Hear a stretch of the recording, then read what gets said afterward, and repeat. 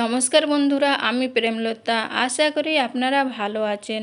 আজকে আমি বানাবো ছোলার ঘুগনি। আপনারা পুরো ভিডিওটা দেখতে থাকুন, আশা করি ভালো লাগবে।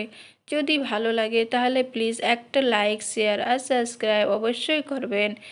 এখানে আমি নিয়েছি 1 কাপ ছোলা। ছোলা আমি রাতভর ভিজিয়ে রেখেছিলাম। দেখুন ভালোভাবে ছোলা ফুলে গেছে। একটা প্রেসার কুকারে যতটা আমার ছোলা অতটা জল দিয়ে ভালোভাবে আমি সেদ্ধ করে নেব। প্রেসার কুকারে আমি মিডিয়াম সাইজের একটা পেঁয়াজ আর 5 থেকে 6টা কাঁচা লঙ্কা আর 1 ইঞ্চ আদা ছোট ছোট করে কেটে নিয়েছি।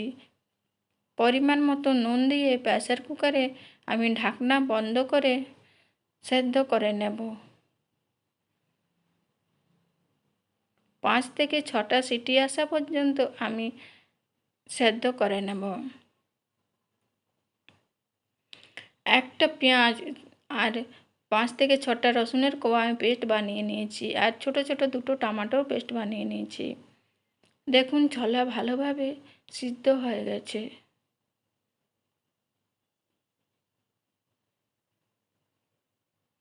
এইখানে পেঁয়াজ, কাঁচা লঙ্কা, আদা ভালোভাবে আমি একটু মিশিয়ে নেব। এইভাবে আমি হাতা দিয়ে একটু মেশ করে নেব। একটা কড়াইয়ের মধ্যে দিলাম আমি সর্ষের তেল। তেলে দিলাম গোটা জিরে, 2টো তেজপাতা আর হিং।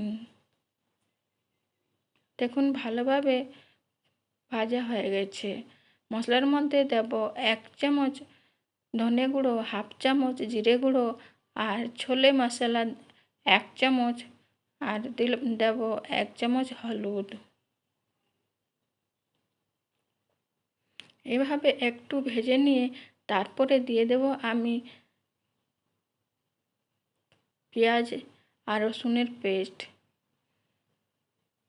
একটু তেল ছেড়ে গেলে ভালোভাবে ভাজা হয়ে গেলে দিয়ে দেব টমেটো পেস্ট।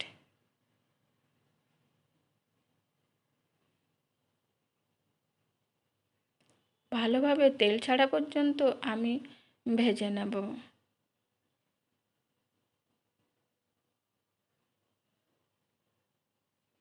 দেখুন ভালোভাবে মশলা ভাজা হয়ে গেছে, মশলার থেকে তেলও ছেড়ে গেছে।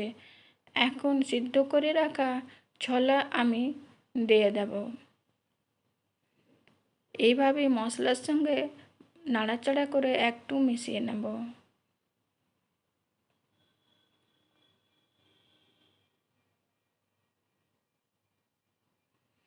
ভালোভাবে আমি নাড়াচাড়া করে নিয়েছি। এখন 1 কাপ জল দিয়ে দেব।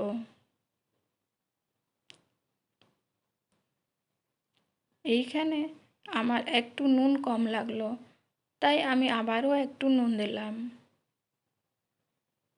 আপনারা আপনাদের আন্দাজ অনুসারে নুন দিবেন।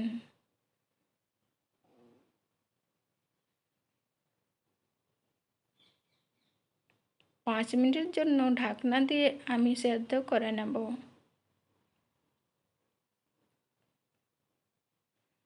5 মিনিট হয়ে গেছে, আমি ঢাকনা তুলে নিয়েছি।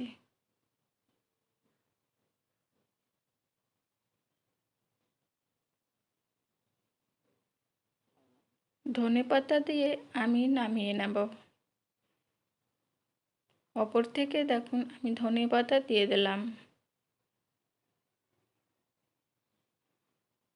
গরম ভাতের সাথে বা রুটি পরোটার সাথে খেতে কিন্তু খুব ভালো লাগে। আমাদের এখানে ঝাড়খণ্ডে বেশিরভাগ মুড়ি মেখেই খায়।